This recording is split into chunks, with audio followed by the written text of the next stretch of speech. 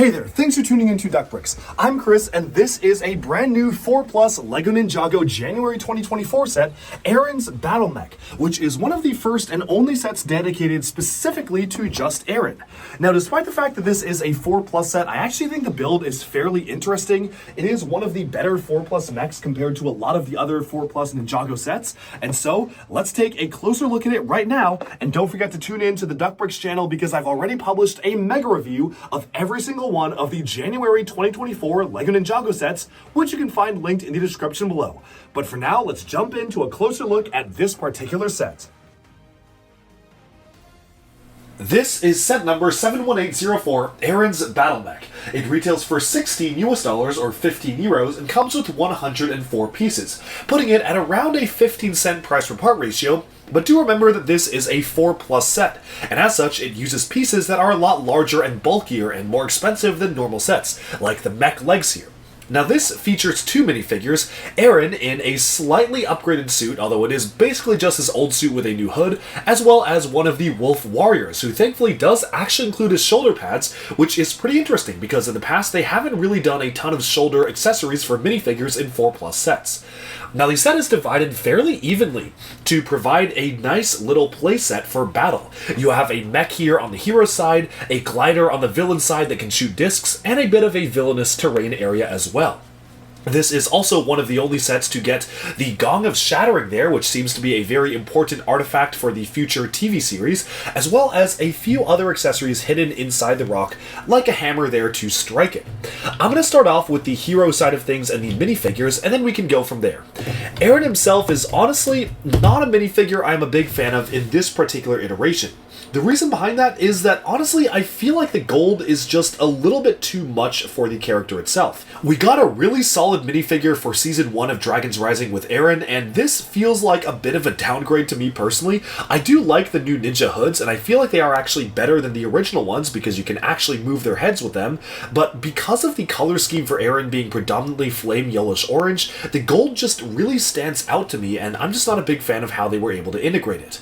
Maybe if the two colors were swapped and he had a predominantly yellow headband and mask and then maybe a gold head would have worked, because he did have mostly just the gold spikes on the front of his head for his original ninja suit, but it definitely is something that I'm not the biggest fan of. And also, we did get another version of it with the ZX shoulder pads for the Dragon's Rising Strike sets, but I don't really like this one either because it is just using the existing torso and not really making any changes. I, for one, really hope that LEGO will actually give the ninja, especially the new characters, new suits for the upcoming seasons, because I feel like they're a little bit left out compared to the rest of the ninja who get brand new mech pilot suits, and this would have been the perfect set to include one like that. The Wolf Warrior, on the other hand, is a really solid minifigure. I love the design of the Wolf Mask clan here. They have this very menacing looking, almost Japanese-inspired, dual-molded dark blue and azure component for the headpiece, and you have the facial expression underneath with a regular version and a powered-up version, which can be seen right there. They've recolored the Khopesh sword in silver, introduced for Pharaoh's Quest all the way back in like 2011, so that's really cool to see that here. I love the color scheme and look and feel of these particular villains. They look really good, and I'm a big fan of how they came across. Let's put the figures back in their suits and start off with the hero build here. Given that this is a 4 Plus set, it is very, very simple. There's honestly not a ton going on with the mech, and it feels very much like the mechs that we've gotten in the past for 4 Plus LEGO Ninjago, which is not a bad thing. It's great for kids to get introduced to the theme, but it's just something I do want to point out is that, again, you're watching a review of a 4 Plus set, so there's not going to be a ton to go over here. The mech does have waist articulation, which is really nice, and you can move the legs back and forth. Personally, though, my biggest flaw with it is that I do feel that the legs are just too wide. It almost has Makuta Spearia proportions for Bionicle fans in the audience, where the waist is just so wide compared to the legs. They do make a more compact joint piece they could have attached this into, so we could have had the legs at least a bit more of a realistic pose, but it's just something I do want to point out. It's a 4 Plus set though, so I'm not really expecting the limbs to look really that good. However, The way the weapons are set up on the other arms are actually pretty nice. I like how you can move them around based on ball joints. It is fine that the set doesn't have articulatable hands because, again, it is a 4+ set, so I'm not expecting too much. And a shield and sword is a fairly nice combo to include. I just wish that Arin will eventually get a full-on mech set for himself and not just have to rely on a 4+ set or a combo mech included in another set as well. The set has a weapons rack for Arin as well, which I guess is just extra budget being additionally added into the set.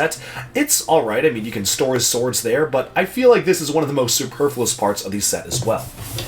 Moving onwards to the villain side of things, this may actually be one of my favorite parts of the set. The villainous terrain is feeling like something that could actually totally be included in a standard Ninjago set. The transparent opalescent purple pieces in satin were introduced for the LEGO Disney 100 Princess Treehouse set, but they work out really well for the terrain here. I love how you can fold this down and see a very simple hammer on the underside to strike the gong, which is really, really cool. And overall, I'm pretty happy with this side build. It feels the most like a regular piece of Ninjago stuff. Moving onwards, we can see one of the wolf items right here. This is the wolf glider, which is pretty clunky in my opinion. I think it's alright, but they really had to build it around the 4+ building system and allow it to fire these 2x2 round discs. So it is just something I do want to point out about this particular model. It's alright for a 4+ set, I guess, but nothing I would really proudly put on display because it is a bit of an awkward thing. I like how you can angle the wings up and down, which is pretty nice. It's a very nice thing to play around with and swoosh around, but overall, definitely not the biggest fan of the way that this particular build worked out. As a 4+ set, it's fine, but I actually just really, really like that terrain build in the center. Honestly, with that, that's about all I have to say for the set. It's an okay set, and for a 4+ set, which normally 4+ sets are crazy overpriced, the price is actually alright for this. $16 is a little much, but let's say this is $10, this is maybe $5, this is another $5.